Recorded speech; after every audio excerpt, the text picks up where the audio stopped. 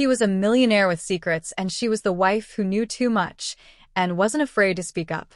But in the shadows of a bitter divorce, a plan was set in motion, one so cold and calculated, it left LA stunned.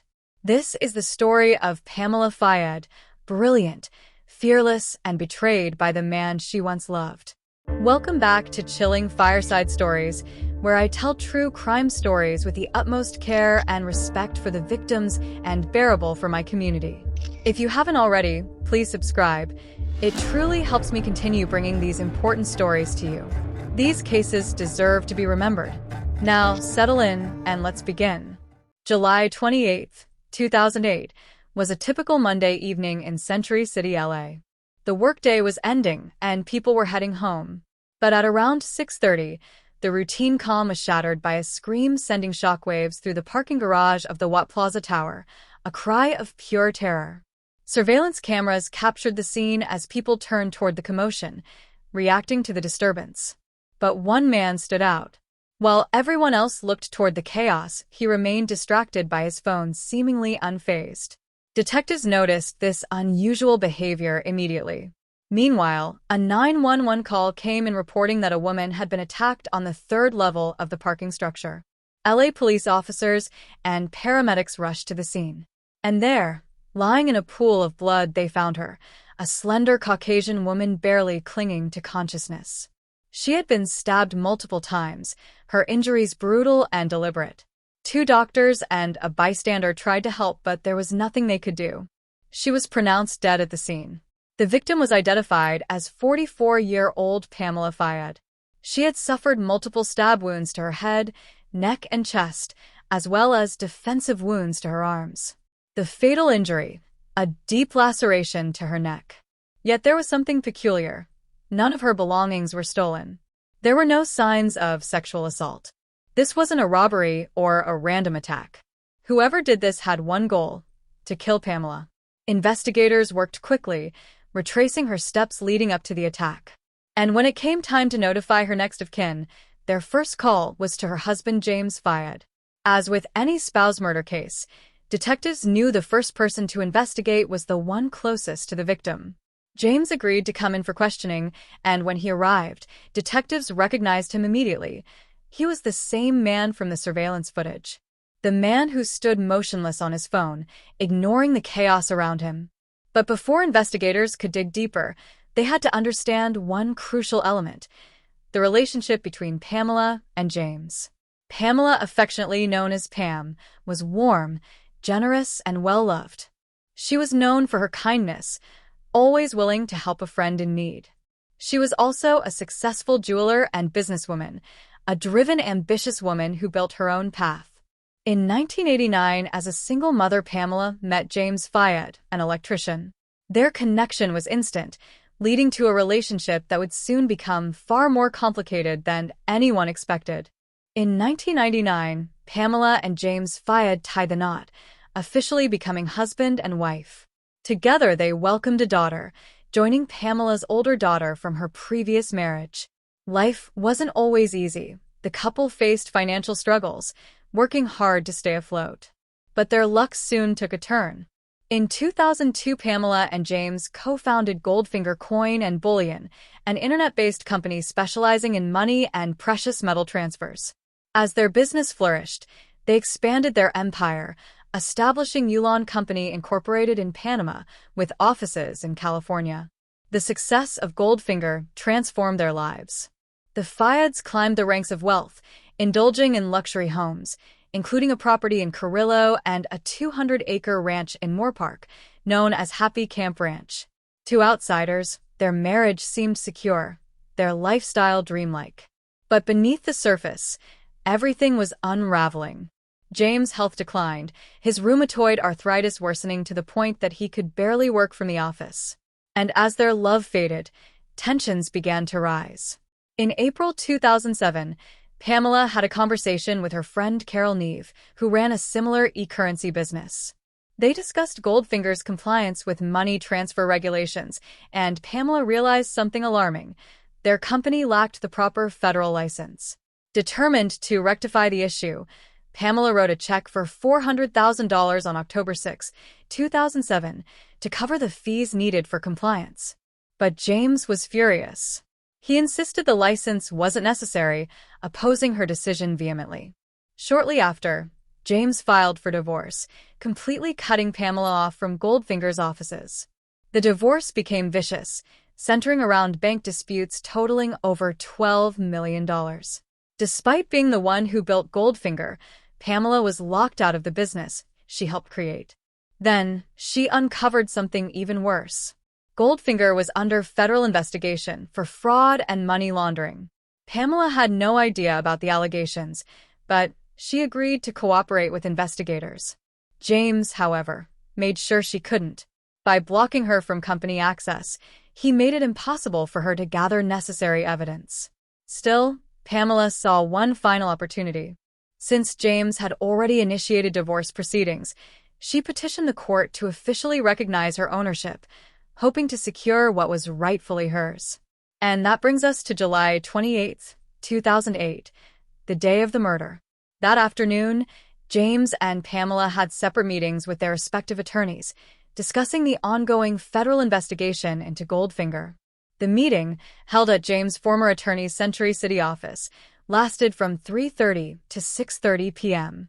Afterwards, Pamela walked alone to her car, parked on the third floor of the adjacent parking structure. Moments later, she was dead. Detectives quickly brought James in for questioning. Throughout the interview, he remained composed, denying any involvement in Pamela's murder. He insisted he had an alibi, claiming he was still at the office with the attorneys at the time of the attack. But investigators had one lingering doubt. James was the man in the surveillance footage. As Pamela's screams echoed through the parking garage, James was captured standing nearby, completely undisturbed, focused on his phone while others rushed toward the commotion. Something wasn't right, and detectives weren't convinced. As detectives examined CCTV footage, they made a chilling discovery. Pamela Fayed was ambushed while walking toward her car. One key detail stood out: a red SUV caught on camera, its license plate visible from an adjacent surveillance feed. Investigators traced the vehicle back to Avis, a well-known car rental company, revealing it had been rented on behalf of Goldfinger by James Fayed himself. A major breakthrough. Although the SUV had undergone thorough steam cleaning before being returned, forensic experts still found traces of Pamela's blood inside, a clear indication of a deliberate attempt to wipe away evidence. Then came another unsettling revelation. The footage showed 3 individuals inside the suspect vehicle. Investigators combed through parking garage records, searching for fingerprints. Eventually, they identified the occupants: Jose Moya, Gabriel Marquez, and Stephen Simmons. Jose Moya, in particular, caught detectives' attention. He was living on James Fayed's ranch, employed to assist with ranch operations. He was also romantically involved with James' sister, Mary Mercedes. A crucial piece of evidence placed Simmons at the crime scene. His fingerprint was discovered on a parking garage ticket. Then came the cell phone records. Data revealed that phones linked to Marquez and Simmons had pinged a nearby cell tower at the exact time of the murder, matching James Fayed's mobile activity. And there was more. A series of text messages were exchanged between James and Moya around the time of the crime. While James had deleted the contents, investigators were certain that messages were sent from his device. Had James been coordinating the attack? At this point, the case was no longer just about a failed marriage, it was about something much bigger. In early 2008, months before Pamela's murder, the United States Attorney's Office launched a formal investigation into Goldfinger, suspected of involvement in a money laundering operation. Working with the FBI and IRS, investigators uncovered that funds from 2 Ponzi schemes were being funneled through Goldfinger, generating massive profits. While Goldfinger and James weren't directly implicated in the Ponzi schemes, federal prosecutors sought an indictment, targeting James to monitor financial transactions and flag any illegal activity. Then, on February 26, 2008, 5 months before Pamela's murder, James Fayed and Goldfinger were officially indicted for running an unlicensed money-transmitting business. Pamela had no knowledge of the sealed indictment until June 2008, when subpoenas were sent to accountants involved in their divorce. That was the moment Pamela learned the FBI was investigating Goldfinger and her husband. Determined to distance herself, Pamela's criminal defense attorney, David Willingham, contacted prosecutors, signaling her willingness to cooperate against James. If Pamela provided evidence, it could lead to serious consequences for James. But before she could meet with federal prosecutors, she was killed. Investigators couldn't ignore the timing.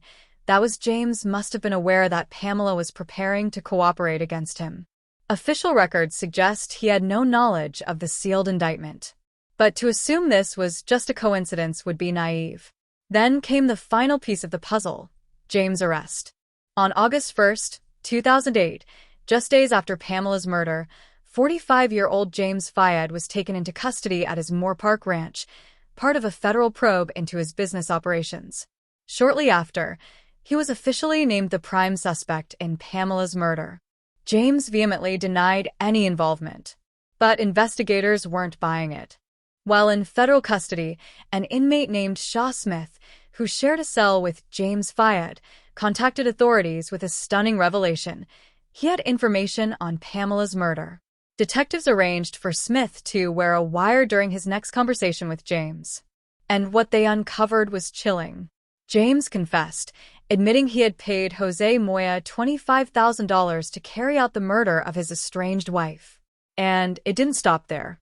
James had also hired a hitman to eliminate Moya, ensuring there would be no witness left to testify at his upcoming trial. This wasn't a spur-of-the-moment decision. It had been planned since October 2007, right after James filed for divorce. James enlisted Moya, who then recruited Gabriel Marquez and Stephen Simmons to carry out the brutal attack. 3 men against 1 defenseless woman. It was a cowardly, calculated execution. By September 15, 2008, James Fayed was formally charged with Pamela's murder. 3 years later, after a lengthy trial in 2011, he was found guilty of first-degree murder and conspiracy to commit murder. Pamela was only 44 years old when her life was stolen from her. During the proceedings, another unsettling detail emerged. James had tried to involve his sister Mary Mercedes in the plot. Mary, who was dating Jose Moya, approached her other sister Patty Taboga, asking if her husband, who was a Wyoming police officer, would commit the murder for a fee. Patty was horrified, immediately rejecting the idea, expressing her shock and disgust at the mere suggestion. Mary quickly backtracked, insisting she wasn't serious, dismissing the conversation entirely. But the damage had been done. Pamela deserved so much better than the betrayal surrounding her. Even beyond the murder, James was deeply entangled in financial crime. By April 29, 2024, over $11.7 million had been returned to victims of the fraud he orchestrated, a massive illegal money laundering scheme that fueled his lavish lifestyle. The refunded money was distributed to account holders across the United States, Australia, and Canada, all scammed by James and his criminal operation. James Fayed is currently on death row, serving his sentence at San Quentin State Prison in California. A marriage that once held promise, an oath of love that was supposed to last a lifetime, had crumbled into a tale of greed, deception, and ultimate betrayal. The man who once vowed to protect Pamela showed no emotion as she screamed for help, dying at his command. His true love was never her, it was power and wealth. And in the end, his betrayal sealed his fate. As for Jose Moya, Gabriel Marquez, and Stephen Simmons, their fate was sealed alongside James Fayed's. Moya, the man who acted as the direct link between James and the hired killers, recruited Marquez and Simmons to carry out the attack. All 3 were convicted of first-degree murder and conspiracy to commit murder for their roles in Pamela's brutal killing. The jury found true the special circumstance allegations, including murder while lying in wait and murder for financial gain. As a result, each was sentenced to life in prison without the possibility of parole. The most disturbing part is the realization that Pamela had a deep phobia of knives, expressing fear that if she were ever killed, it would be with a blade. And James knew that. A fact he ensured played a role in her final moments. Pamela's story is one of courage, fear, and an unrelenting desire to do the right thing, even when it cost her everything. A woman who once dreamed of justice and honesty was instead brutally taken from the world, leaving behind a shattered family and an unfinished fight. Thank you so much for watching and being a part of this journey with me. Every like, comment, and subscribe helps me grow this community and continue bringing you the stories that matter. I'm truly grateful for every one of you who has joined me, supported me, and stood by my side. Your support and engagement never go unnoticed. It means the world. And until my next video, please stay safe and look after your loved ones.